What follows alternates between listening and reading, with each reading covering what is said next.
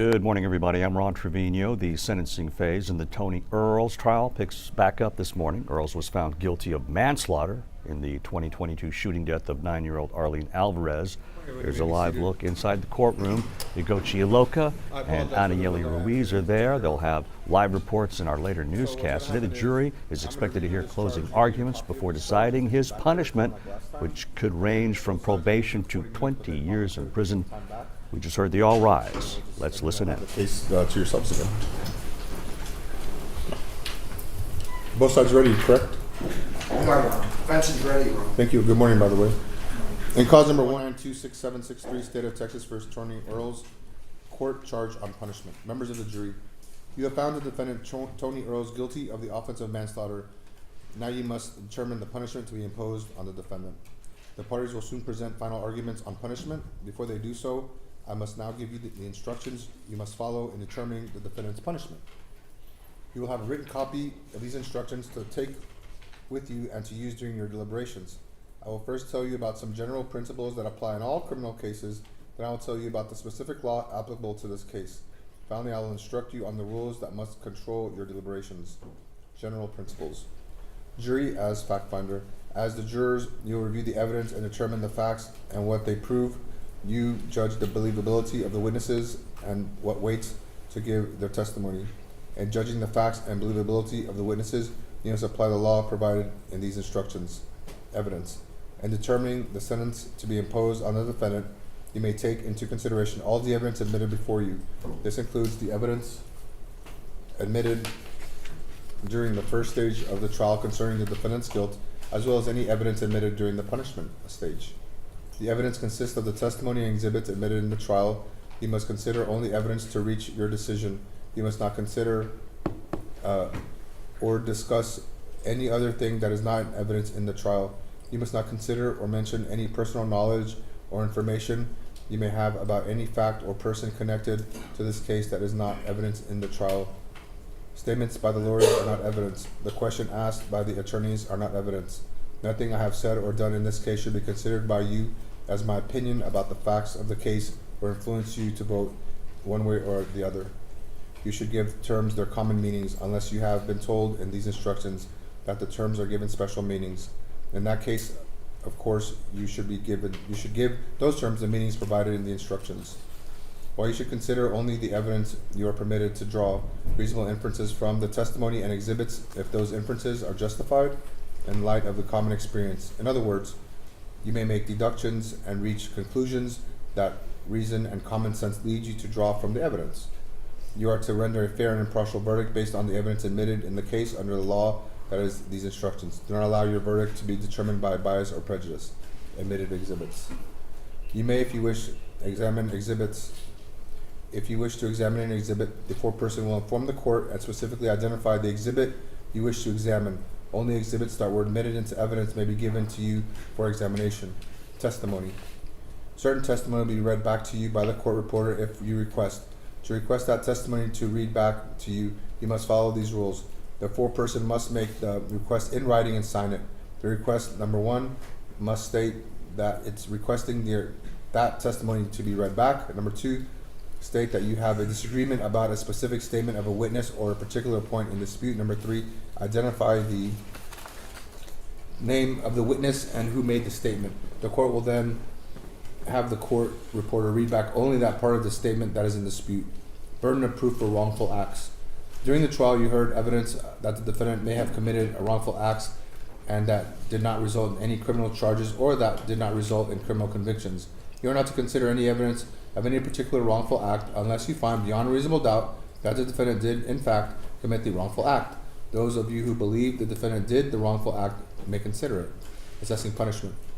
You must arrive at the amount of punishment by a full, fair, and free expression of the opinion of the individual jurors. You must not decide the punishment by lot or by chance. For example, you may not agree beforehand to be bound by the result of a procedure by which each juror gives the number of years the jurors thinks should be served. These are then added and the result is divided by 12. To reach a verdict, all 12 of you must agree. Specific law applicable to this case. Relevant statutes. This offense is punishable by, number one, any term of imprisonment for no less than 2 years and no more than 20 years, or any term of imprisonment for no less than 2 years and no more than 20 years, and a fine no more than $10,000. Community supervision. The defendant is asked that you recommend to be granted community supervision.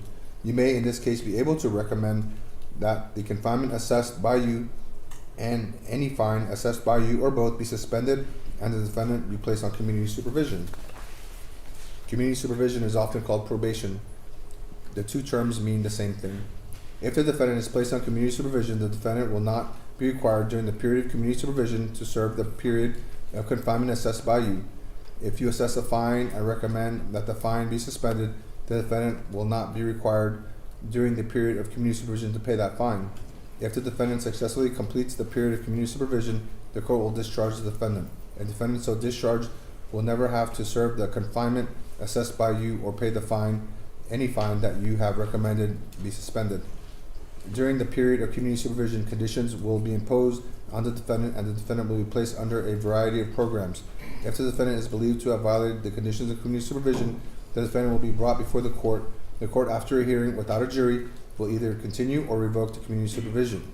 If the court revokes the community supervision, the court will dispose of the case as if there had been no community supervision. If it will sentence the defendant to a term of confinement not exceeding the term assessed by the jury. It may also require the defendant to pay any fine assessed by the jury that the jury recommended be suspended. The duration of the period of community supervision will be determined by the court. It may not be for a period for no longer than 10 years. If you recommend that the defendant be placed on community supervision, the court must grant the defendant community supervision. In addition, if the defendant is granted community supervision, the court may impose other reasonable conditions that it is designated to protect or restore the community, protect or restore the victim, or punishment, rehabilitative, or restore the defendant. During the period of community supervision, the court may at any time alter or modify the conditions imposed on the defendant. You may recommend that the defendant be placed on community supervision only if both of the two requirements are met. Number one, the punishment you have assessed is not more than 10 years confinement, and number two, you find the defendant has never been convicted of a felony in this state or any other state. If you decide to recommend that the defendant be placed on community supervision, you should indicate whether you recommend suspension of the term of confinement, any fine, or both. If you decide not to recommend that the court suspend the sentence and place the defendant on community supervision, you should use the verdict form that does not recommend community supervision. You have found the defendant, Tony Earls, guilty of manslaughter, parole, and good conduct time. The length of time for which a defendant is imprisoned may be reduced by the award of parole. Under the law applicable in this case, if the defendant is sentenced to a term of imprisonment, the defendant will not be eligible for parole until the actual time served equals 1/2 of the sentence imposed, or 30 years, whichever is less. If the defendant is sentenced to a term of less than 4 years, the defendant must serve at least 2 years before the defendant is eligible for parole. Eligibility for parole does not guarantee that parole will be granted. It cannot accurately be predicted how the parole law might be applied to this defendant if sentenced to a term of imprisonment, because the application of that law will depend on decisions made by parole authorities. You may consider the existence of the parole law. You are not to consider the manner in which the parole may be applied to this particular defendant. Rules that control your deliberations.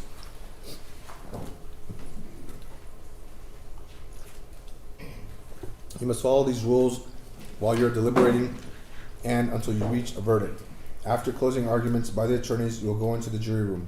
The foreperson should conduct the deliberations in an orderly way. Each juror has one vote, including the foreperson. The foreperson must supervise the voting, vote with the other jurors on the verdict, and sign the verdict sheet. While deliberating and until excused by the trial court, all jurors must follow these rules. Number one, you must not discuss the case with any court officer or attorneys or anyone not on the jury. Number two, you must not discuss this case unless all of you are present in the jury room. If anyone leaves the room, you must stop your discussions about the case until all of y'all are present again. Number three, you must communicate with the judge only in writing signed by the foreperson and given to the judge through the officer assigned to you. Number four, you must not consider any independent investigation, research, or experiments. Number five, you must tell the judge if anyone attempts to contact you about the case before you reach your verdict. After you have arrived at your verdict, you are to use one of the forms attached to these instructions. You should have your foreperson sign his or her name to the particular form that conforms to your verdict. After closing arguments by the attorneys, you will begin your deliberations to decide your verdict, signed by Judge Danilo Lacayo in the 182nd District Court of Harris County, Texas. Punishment verdict form. Verdict. No recommendation of community supervision. We, the jury, having found the defendant Tony Earls guilty of the offense of manslaughter, assesses punishment at, then there's a blank, imprisonment in the Texas Department of Criminal Justice for a term of blank years. The range is 2 to 20 years, and no fine. There's another option, imprisonment in the Texas Department of Criminal Justice for a term of range 2 to 20 years, and there's a spot for a fine. The range is $10,000 or less. There's a signature spot for the foreman to sign and also print. Next option, verdict, recommendation of community supervision. We, the jury, having found the defendant Tony Earls guilty of the offense of manslaughter, assesses punishment at, there's a space for imprisonment in the Texas Department of Criminal Justice for a term. There's a range 2 to 20 years and no fine. Next page rather. Imprisonment in the Texas Department of Criminal Justice for a term. There's a range 2 to 20 years, and there's a fine $10,000 or less. Having assessed punishment at no more than 10 years imprisonment, we further find the defendant has never been convicted of a felony and recommend he be placed on community supervision. We recommend suspension of, and it's a select one, the term of imprisonment only, any fine assessed only, the term of imprisonment and fine assessed. There's a space for the foreman of the jury, and there's a space for the foreman of the jury to print as well. Each side will have 40 minutes. I don't believe they're going to use that time. However, I did grant them that time. State, do you need a warning? What would you like? I'm okay, Judge. Thank you, though. Okay, and defense, did you need a warning and time? I don't think we'll need one straight. Okay. State, do you want to go first or last, or you want to split? The state will open. The state will open, reserve its right to close. Okay, I'm going to set my timer, then you can start. Pardon me. When you start speaking, I'll start counting. Thank you, Your Honor. Good morning. The beauty about our justice system is that we get to have 12 people from our community represent us. 12 people from different parts of Harris County, including Katy, including Cypress, including Pearland, including all of the different parts. And we get the 12 of you that get to make a decision and be the voice for our community. And I know that every one of you has been attentive and watching the evidence and watching the testimony, and you know what the evidence is. As much as they would like to think that we're going to stand up here and I'm going to pull on your heartstrings, all I've ever talked to you about is the law and the facts, because that's what matter, right? And so this is the law. It's the same copy, similar copy of what you guys had in Guilt Innocence. The first 3 pages are the general principles. What you heard as evidence and what you saw as evidence is what's going to guide your deliberations. Okay? Page 3, guys. The first 2 pages are general principles. Page 3 is the punishment range. Page 3 tells you that a manslaughter punishment range is 2 to 20 years, and if the defendant's eligible for probation, you may consider it. But I'm going to take you back to jury selection, okay? When we were talking to you in jury selection about being able to consider the full range of punishment, by design, we wanted, Mr. John and I wanted, the citizens of Harris County to represent this jury. We wanted Harris County's voice to be heard in this courtroom. Hypothetical for you to consider probation. And honestly, only reason I'm talking about it to begin with is because they called the probation officer to the stand. I'll tell you flat out, this is an inappropriate case for probation. A probation case is like the example John gave you in Vordaer. Somebody's at a New Year's Eve party. Someone's at a 4th of July party. I'm gonna object. They shoot. That's an improper argument to tell the jury what would be an appropriate example for probation. They have to determine the facts in this case and what's appropriate. I'm going to sustain that objection. Remember what I've told you before with respect to statements given by attorneys. The evidence is here. The law is in the charge. Arraignment evidence here that came from the stand. Judge, I would move for a mistrial at this point. That'll be denied, sir. You may continue. A probation case requires somebody to accept responsibility. A probation case requires somebody to say, yes, I did that. A probation case requires somebody who's willing to accept responsibility. They asked the probation officer, well, as part of probation, the judge could sentence him to some jail time, right?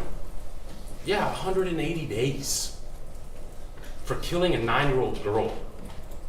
You want to talk about what is egregious? Here are 3 principles I want to guide your deliberations. You ready? Number 1, the facts of this case. And make no mistake, there is nothing more egregious than the defendant sitting on the stand admitting to wanting and having the intent to kill somebody when he got out of that car.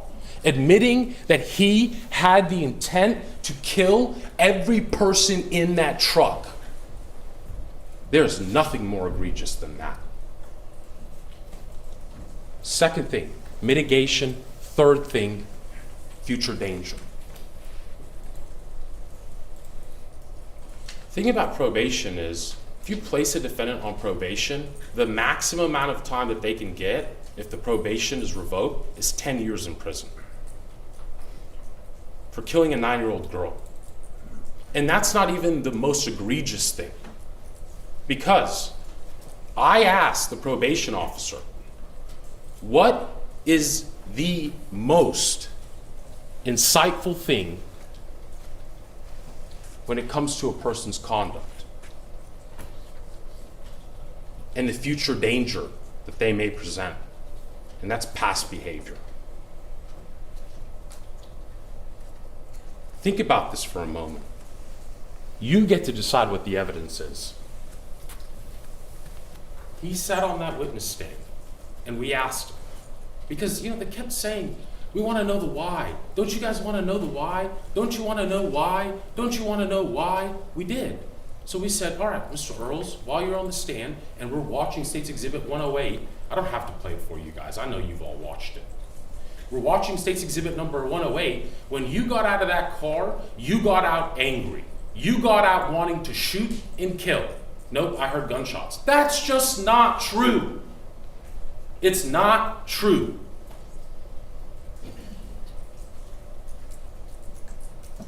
When you saw the Alvarez's vehicle, you started shooting into it before it made a tire screech. He says, no, I shot at it because of the way it's driving. That's just not true.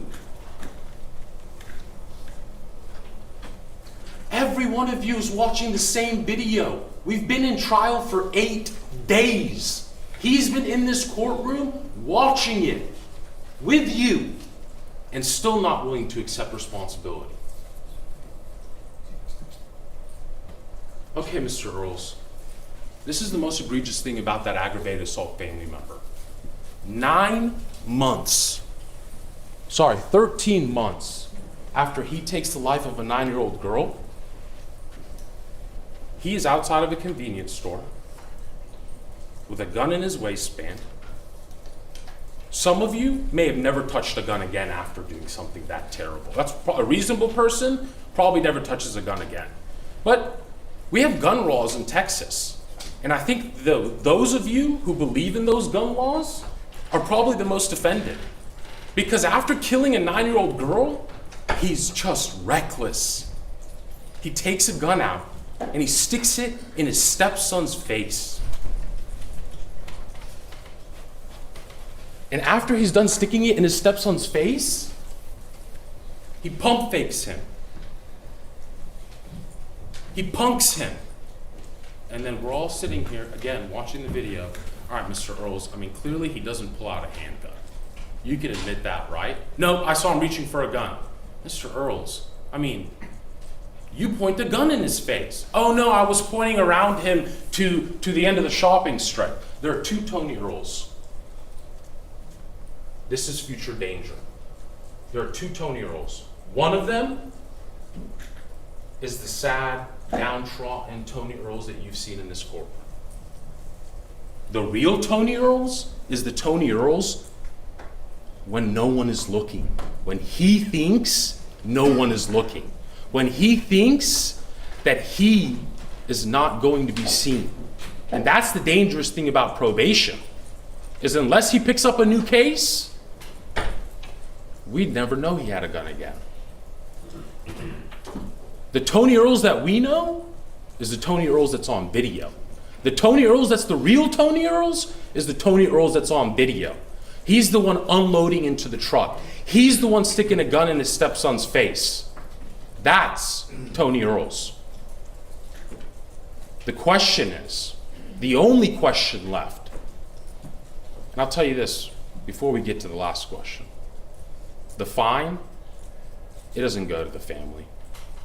The Alvarezes, they'll never be made whole. They lost Arlene. And his concern was teaching his stepson a lesson with a gun, sticking it in his face. And you heard the probation officer. The best indicator of future behavior is past conduct. If you don't think that this man, even if you give him the 20 years, and yes, we are asking for it, because even if you give him the 20 years, when he gets out, he's gonna get a gun. He's gonna stick it in his waistband, I'm gonna object. and then he's gonna be, Stop. Hold on, I'm gonna object. There's no evidence that he would do that. There's no evidence. It's improper jury argument. That'll be sustained. Continue. I'm gonna ask that for a mistrial, Your Honor. That'll be the next, sir. You may continue, Mr. 9 months after killing a 9-year-old girl, he had a gun stuck in his waistband hanging out at a convenience store. He pulled that gun out, he stuck it in his stepson's face, then he got on that stand and he refused to acknowledge everything that you have seen with your own eyes.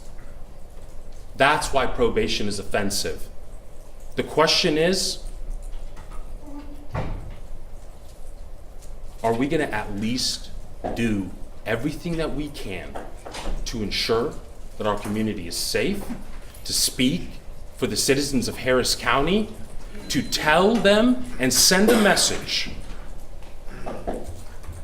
You don't get to unload into a car intending to kill everybody in the vehicle, kill a 9-year-old girl. 13 months later, stick another gun in somebody's face. We're not going to wait around for any more victims. For the next 20 years, our community is going to be safe. We trust you to send that message, and we trust you to make the right decision. Follow the law. Consider the facts. We know exactly what he's going to do when he gets out of prison. 29 minutes. Can I proceed, Your Honor? Give me 1 second. Let me start your time. I apologize. I'm sorry? I'm just starting your time. Give me 1 Oh, second, you can sir. start. I apologize. Go ahead, sir. Thank you. Thank you.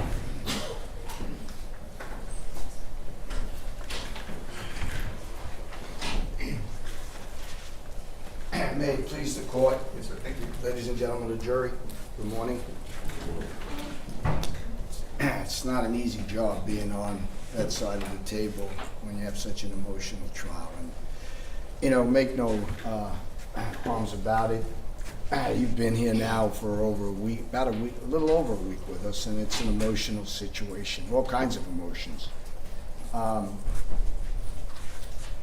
When you have an emotional trial like this, you have sympathy, it's natural. You have anger. You have the feeling of wanting revenge.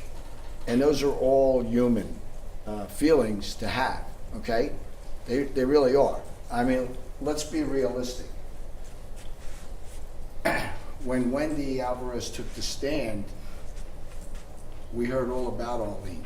And make no bones about it, I mean, she was a beautiful little girl, and she made us all chuckle a little, even in such a tragic situation. We heard about things she would say, things she liked to do, and it's natural for you as jurors. It's natural for them, natural for us, natural really for everybody in this courtroom to, you know, for it to pull on your heartstrings, okay? I mean, you wouldn't be human if it didn't, okay?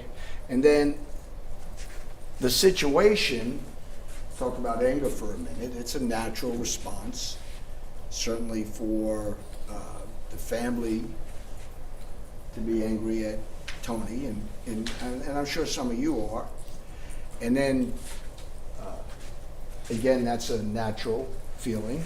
Nobody wouldn't expect you to feel that way. And then there's the desire to maybe seek revenge, okay? That's a natural human response. You know the old adage, an eye for an eye, okay?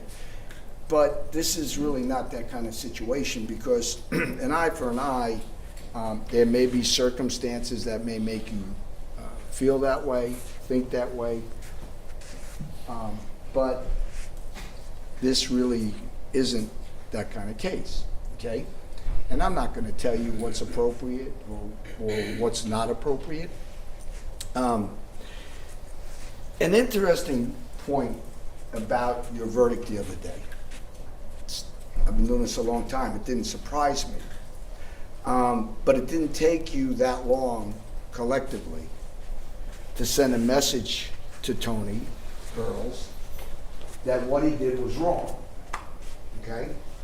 I mean, honestly, I don't even think we sent all, the evidence back. So that tells me, as an attorney, that collectively, you were sending a message, okay?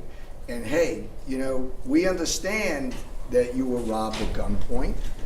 We understand that you saw the fear in your wife's face, but you shouldn't have shot at the truck.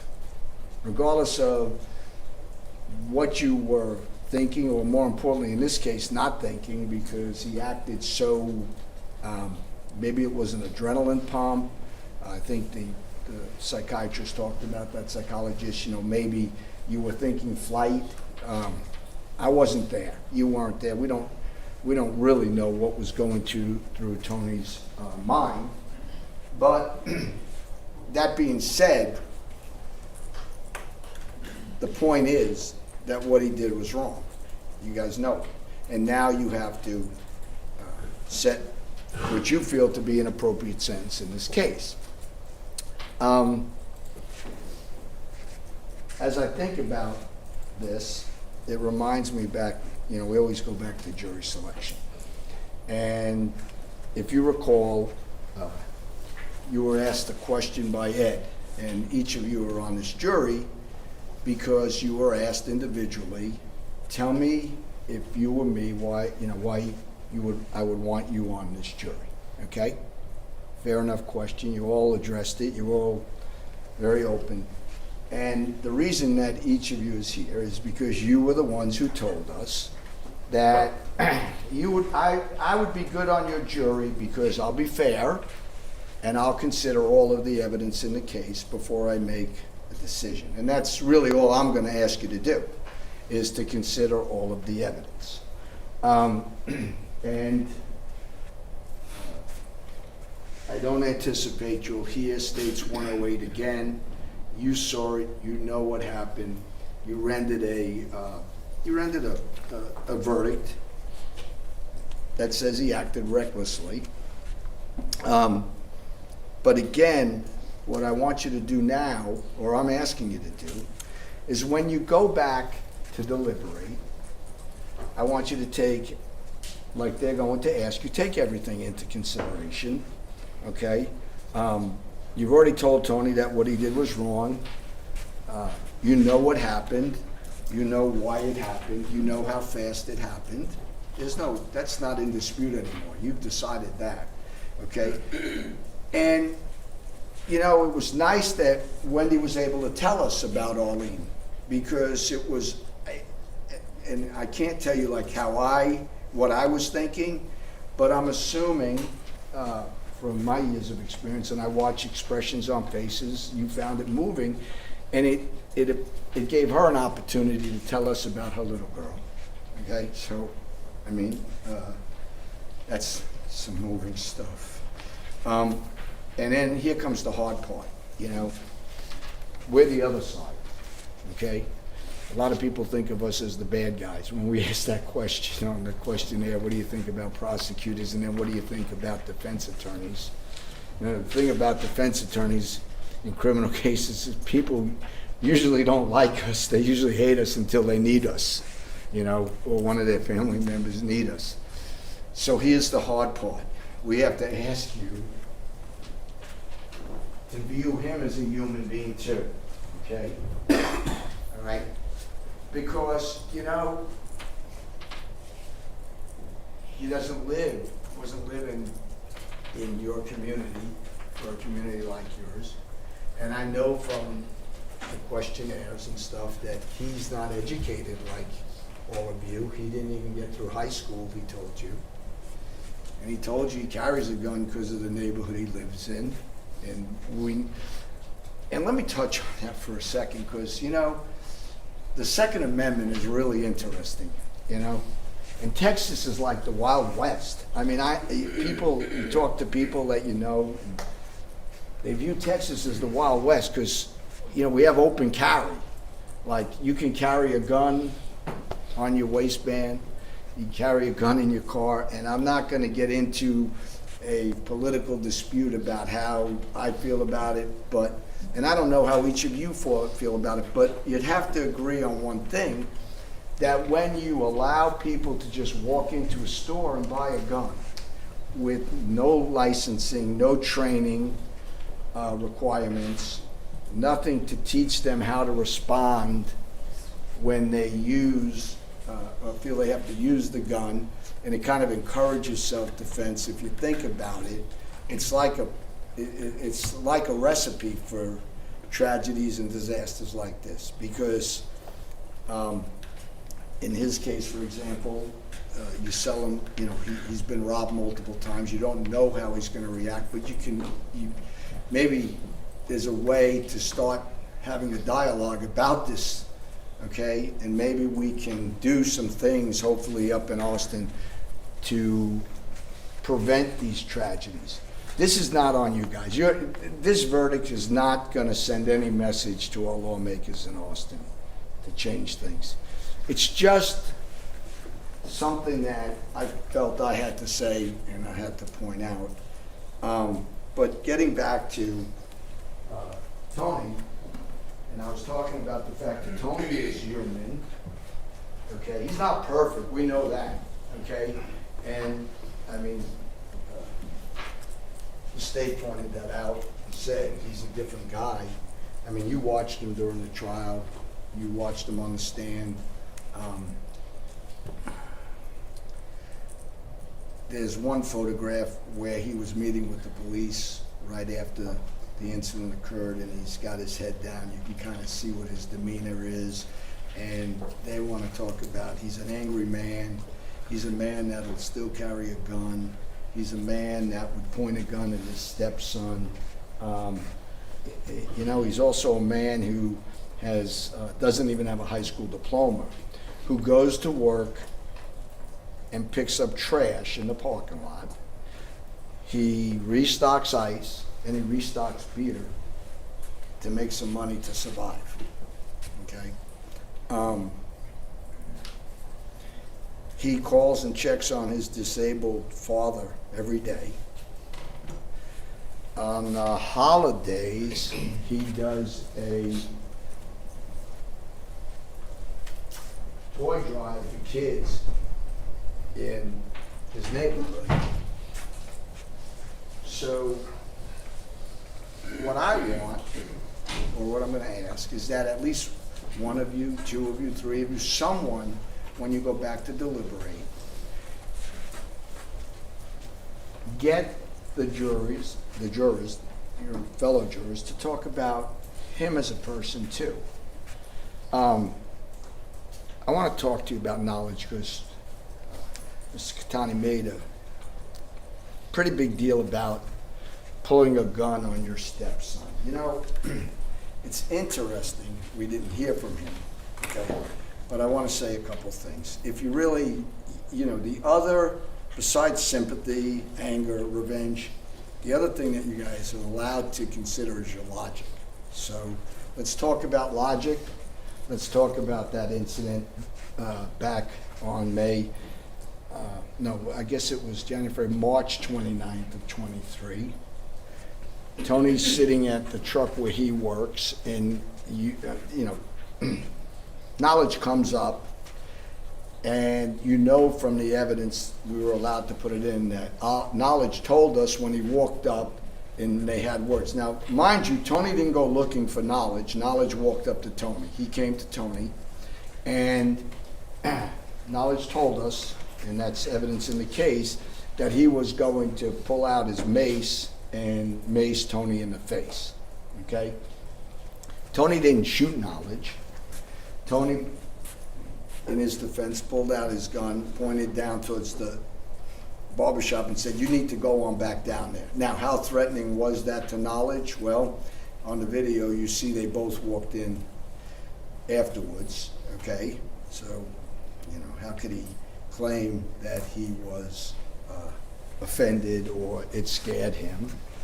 Tony put the gun away, he walked in the store, knowledge walks in after him. But the next day, so if that doesn't tell you it wasn't a big issue for him, the very next day, Tony's working at the store. He's in the store. Now, I don't know about any of you, but I would think that probably if somebody actually pointed a gun at you and you found it threatening, you probably wouldn't go to their workplace the next day and walk in there. But he did. And he actually had a gun that day, okay? And they had the altercation. On the video, we don't know what words they're exchanging, but we know that he's telling him, Knowledge is mad because he's calling Knowledge's mother and saying he's hanging out or doing some bad stuff that's going to result in him getting killed. And Knowledge doesn't like Tony calling his mother and telling him that. So he goes back down to the store the next day, and what does he do? He walks in, and look, if you're afraid of the guy, if he poses a threat to you, you don't go to his place of employment. I don't care how many times you go there a day, at least the very next day. You might let things cool down, but he doesn't. He walks in there, and he's got a gun, and he throws the first punch, and they're making a big deal about it, but on the video, you can't throw the first punch, get your ass kicked, and then complain about it. That's kind of like whining, okay? Man up if you're going to start something, but they don't have a lot to throw at you about his past, because like he told you, he has no criminal history, okay? 45 years old. He's not a guy here with a laundry list of crimes he's committed, okay? He's here because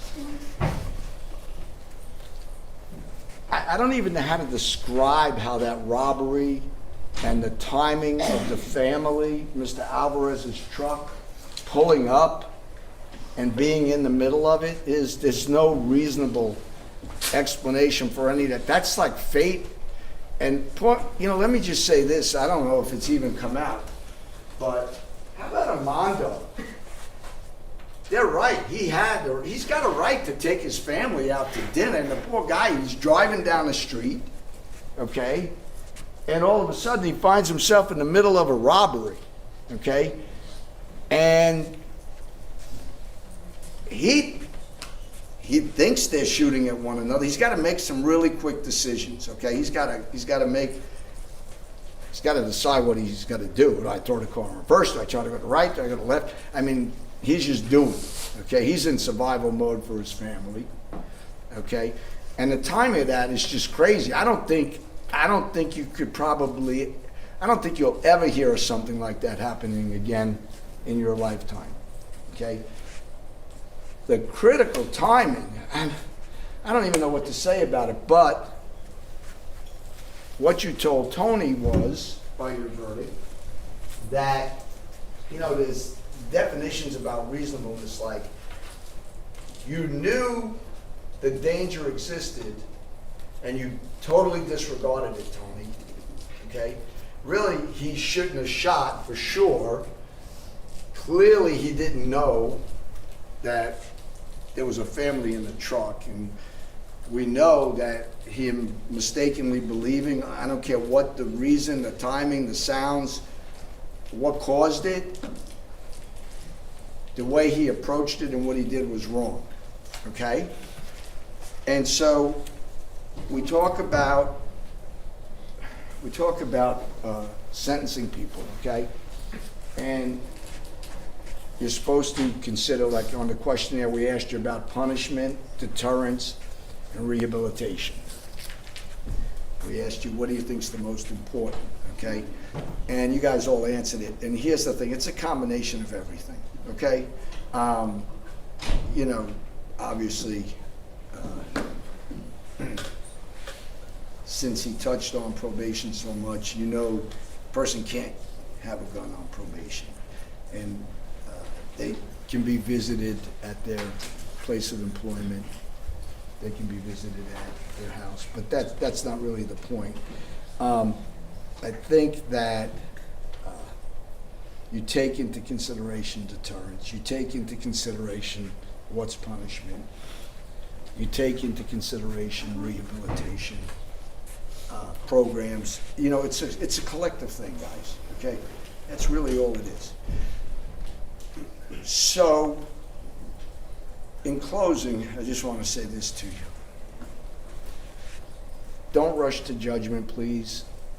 Consider everything, consider both sides, because no one wins in this situation. You got two families that are suffering from what happened. You know, I get it. I get it. But please don't let anger and revenge cloud your thinking about really what, you know, how do we handle this situation? Let's think through it and give consideration to the fact that, you know, he really is only human. And again, he's not perfect. Okay? But he's a person who started out as a victim and within seconds became a defendant.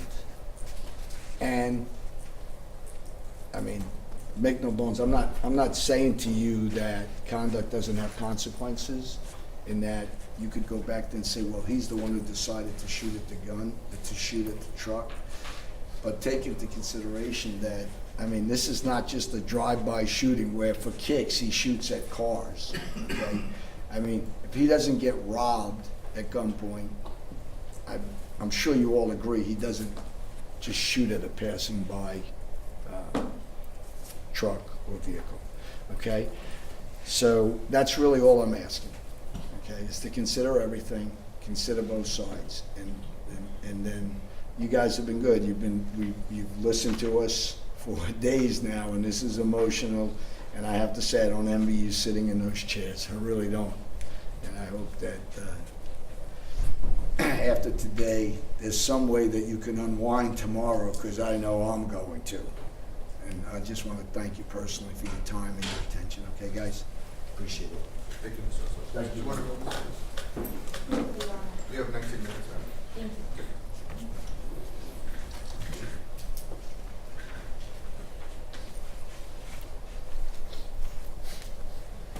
We do appreciate you sticking on for 8 days. I know it's been a very long and emotional 2 weeks. I think the way it was timed yesterday with listening to Wendy talk about how their night started, and then listening to Tony right after that talking about how their night started. And it was just two families talking about their Valentine's Day and how two families were destroyed within a matter of seconds. Because make no mistake, two families were destroyed by one robber. One robber's actions. Because like Mr. Osso said, had Mr. Earls not been robbed, none of this would have happened. He's not a monster. He isn't. He's 45 years old. You don't make it to 45 years old with no felonies if you're a monster. He made a mistake. He was trying to protect his family. He reacted in a matter of seconds. He had seconds to think about what to do, just like Armando did. Was that the right call? No, and he told you that. He told you that from the stand. He said he has thought about that night every single night for the past 3.5 years. He has thought about Arlene every single night for the past 3.5 years. There's not a night that goes by that he does not think about her. He's a father of 6 girls. He thinks about that little girl every night. He's not a cold-blooded killer. He isn't. That's not who he is. Cold-blooded killer would not be sitting there sobbing. That's not who he is. He is somebody worthy of redemption. That's the kind of person we should want back out in our community. Somebody who cares about kids. They told you he does a toy drive. They told you he does help kids out there. He has 6 girls he cares about that depend on their father. He's so worried about them with the cameras, with all these people here, that he didn't want to say their names. He doesn't know what will happen. He's terrified for them. Because he doesn't want everybody to think he's this cold-blooded killer. He isn't. That's not who Tony is. We want you to listen to all that and take all of that into consideration. We're not asking you to forget about Arlene when you go back there either. We understand there's a 9-year-old. We understand that. We know that. We're just asking you to listen to all that. Take all of that into consideration.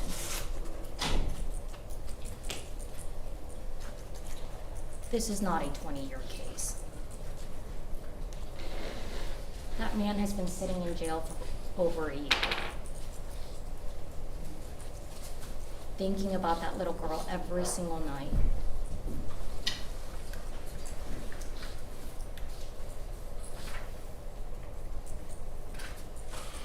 We're just asking you to consider all of the facts.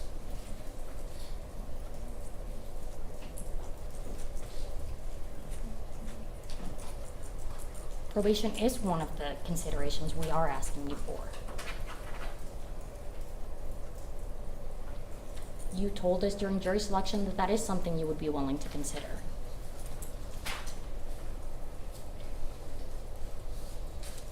Make no mistake, we understand it is a tragedy. We understand that there is a dead little girl named Arlene. We understand that. We are not forgetting about her, but there are 2 families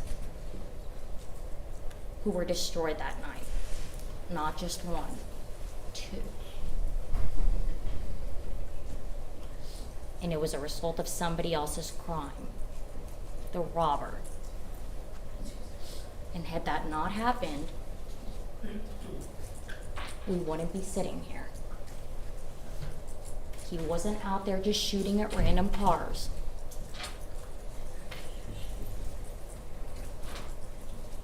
He carried a gun for protection, to protect himself, to protect his family.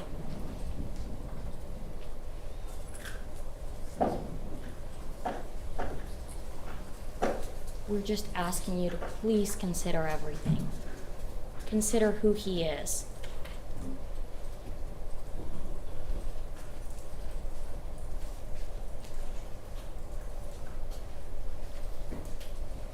Before you make your decision, please consider who Tony Earls is.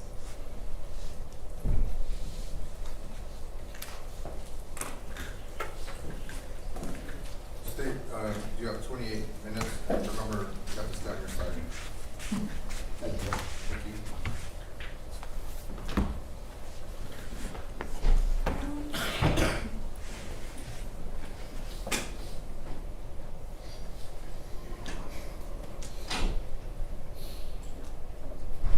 talking about the robber, as if it's the robber's fault.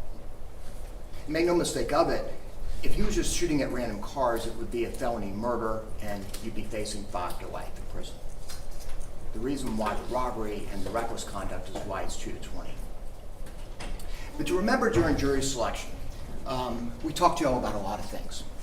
And one of the things we talked about is, if this was your world, you know, what do you think the most important thing in assessing the appropriate punishment? Remember that? And on your questionnaires, you had a choice between punishment, rehabilitation, or determinant, or deterrence. 10 of y'all put punishment as number 1. 1 of y'all put deterrence as number 1, which is, y'all explained to me, trying to prevent crime, sending a message, what we hold accountable, and 1 of y'all put rehabilitation. And that's okay, because you also had combinations of it, right? Second and all that. You also said you would consider the full range of punishment, depending on the facts. And I was the first one to kind of talk about it. I was like, what the law says is you have to wait to hear the facts to then assess the right punishment. And as soon as you start hearing the facts, you may decide, oh, well, this isn't going to be a probation case. And as soon as you start hearing the facts, you may decide, okay, this is going to be a 20-year case, right? And I gave a hypothetical when some folks said, wait, for killing somebody, you consider a probation? I gave a hypothetical of shooting in the air, like Maroon was saying, bullet coming down. And it certainly wasn't putting 7 bullets into the side of the car. So the biggest question was, legally, could you consider 20 years in an appropriate case? Remember that? That was the legal thing. And you all said you could. So when you learned that the victim in this case was a 9-year-old child, you knew it was an appropriate case. When you learned the defendant just didn't shoot in the air, but 7 times into a car, you knew it was an appropriate case. And then in the punishment phase of the trial, when you learned 13 months later, he's still carrying a firearm, still being reckless in it, and pointing it in the direction of a family member, you all knew it was an appropriate case. 20 years is appropriate for our community, for this defendant, and for Arlene.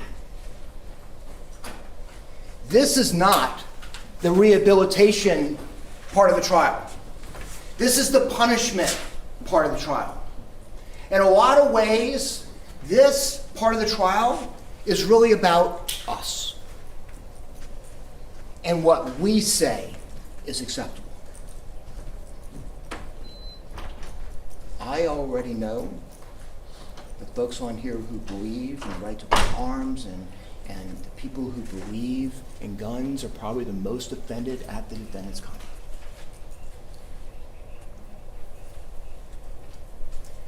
You have an opportunity to send a message to the community that if you have guns, you have to be responsible. With all due respect to Mr. Oso, I don't agree. This is not legislation to be changed in Austin.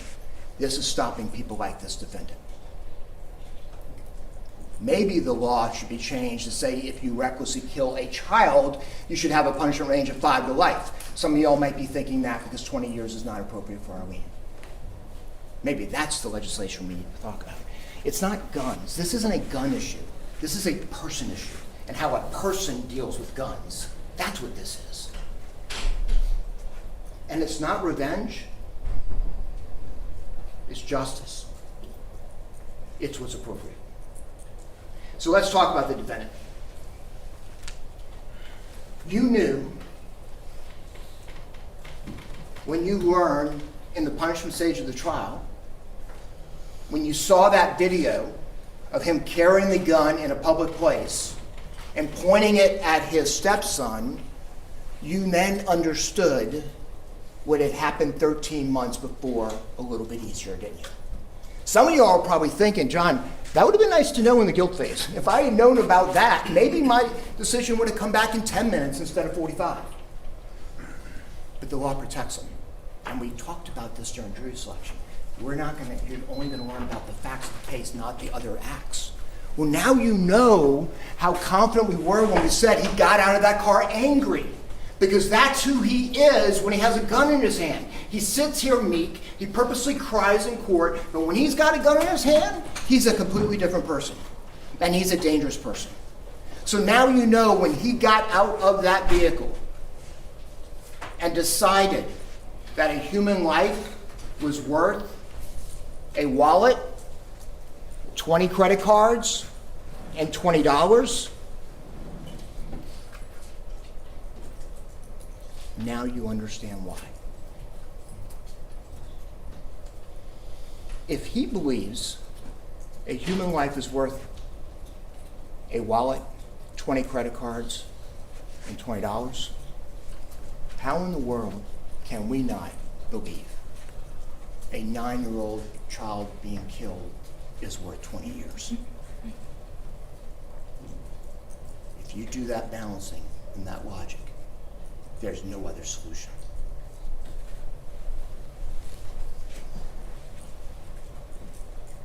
But then,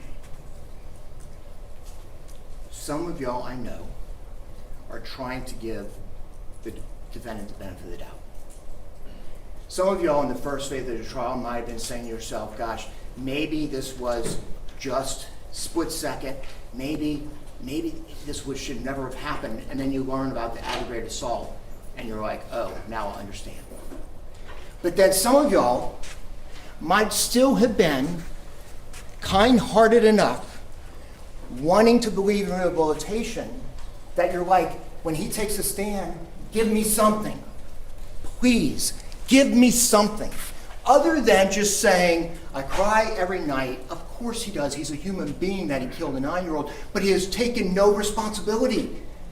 He won't even acknowledge what I did shooting that vehicle was wrong. You saw it on the stand. I gave him every opportunity. You saw him. John, that's a mischaracterization. He took responsibility. So, remember my admonishment? That's their opinions, both sides, everything comes from witness stand. You guys make the determination whether you took responsibility or not. Okay, you may continue, sir. How many times did I ask him, you agree with me that shooting into a truck where you can't see in is a reckless act? And he actually said, I can't say that. And then with the aggravated assault becomes, I was pointing down the street. And you're hearing the same things in that call to the officer. I had to do it. My life was in danger. No, you know now what he did on Valentine's night was not anything he had to do. It was something he wanted to do. And the result was the death of a 9-year-old child. So those of you who are hoping to hear something different on the stand, hoping to believe in human dignity and sorrow, I'm sure you were disappointed. Because you can't say in open court, I'm sorry, and not say, I could have done these things different, or not get the penance that you deserve. It was a hollow apology.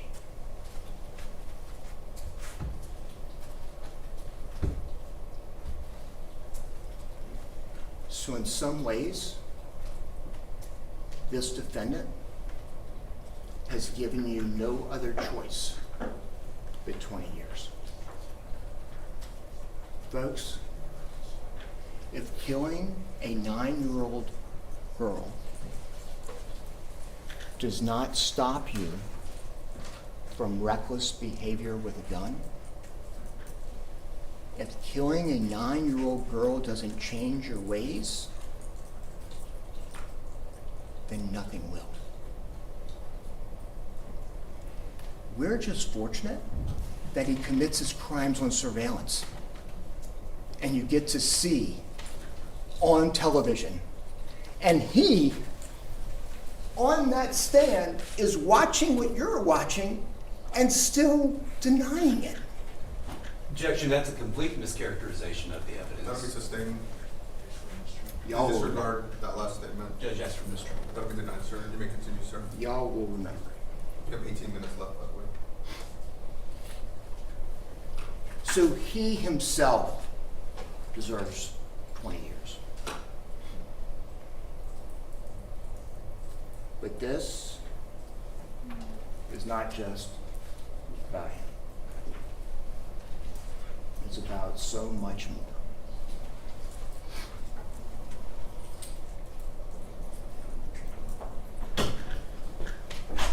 He just didn't kill a 9-year-old child. He killed Arlene. And yesterday, through her mom, she came into the schoolroom. And for the first time, we got to know who she was. With her big personality, you could see as she's 9, starting to play with makeup and nails, wanting to be like her mom, a successful hairdresser. You can hear her say, "Don't come in my mom's salon," saying her hair is orange and yellow. Remember that? Or on that Valentine's Day, when Armando comes home, she said, "I told you, Mom, he wasn't going to get you anything." Came in here and she talked to us. And then when Wendy told us Armando felt awful, and he's like, "Oh, okay, let's go out to eat."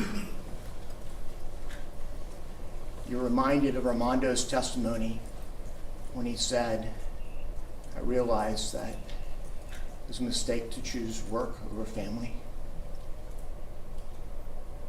How many of us probably related to that?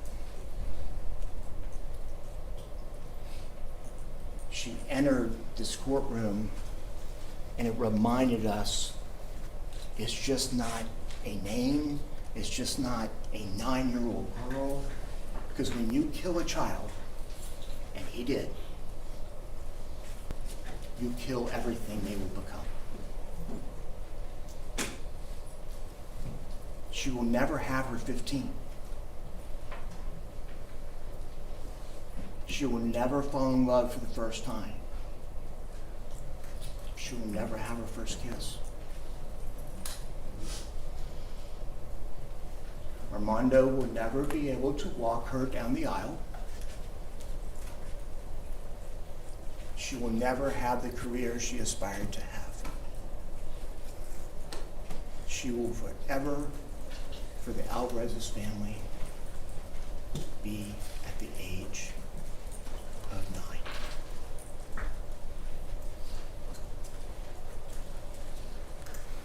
Wouldn't they love if she could get 20 years?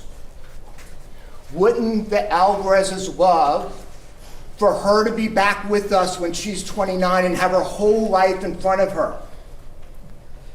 How in the world could we give him any less than 20 years? Because if you give him 20 years, she will still be dead. She will still be 9. She will still be a memory in all of their hearts, and I know in y'all's. There's a reason why we didn't show that video of Armando taking her out of the car again, because it will forever be in your mind. I am sure y'all have thought about that moment when you went home. You will forever do it. The only thing you can do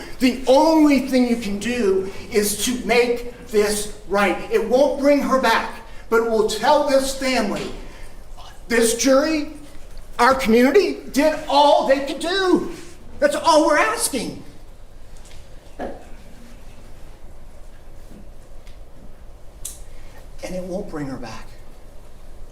But maybe it will be a part of the process that they can then heal.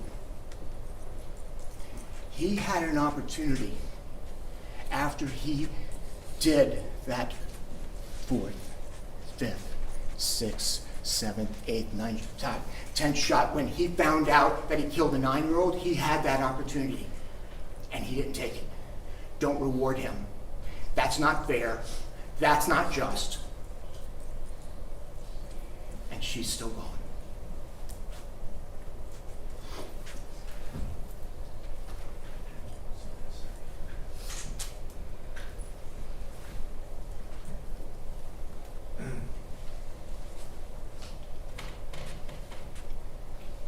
Our community deserves for him to get the most.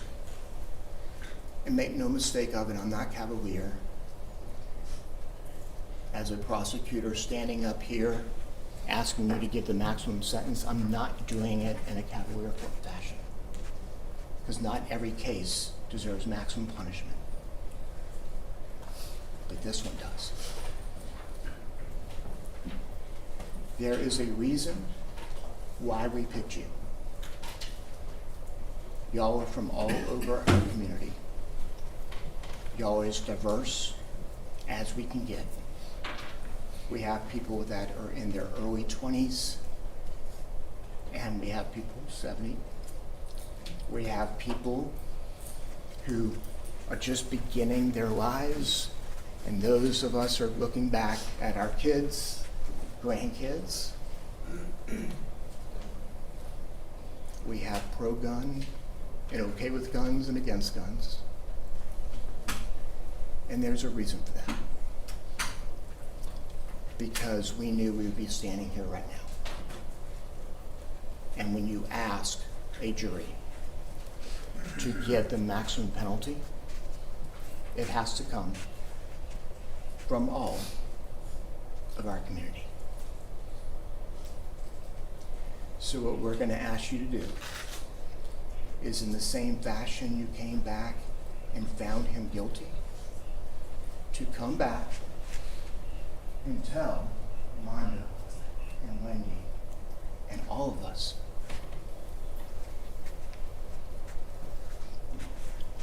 that we will do what the law allows. Some of y'all might be thinking it should be more. And if y'all agree, then go ahead and put a $10,000 fine on there. But this isn't about money, this is about people. And justice demands, you know, justice demands.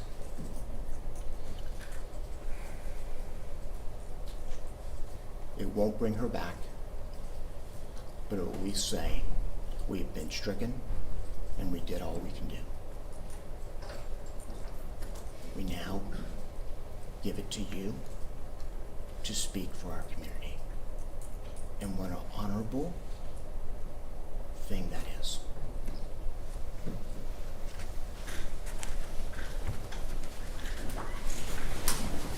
You've all heard the punishment arguments by defense counsel. I've read you the law in this case with respect to punishment. Please now go with Deputy Sam to the jury room and continue or start your deliberations when it's appropriate. We'll stand in recess until a verdict is reached. All rise for the jury.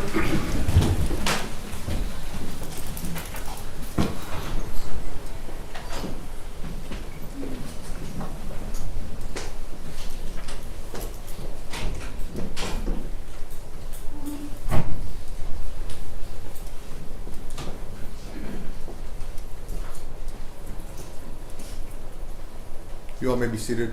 We'll stand in recess. I'm gonna go.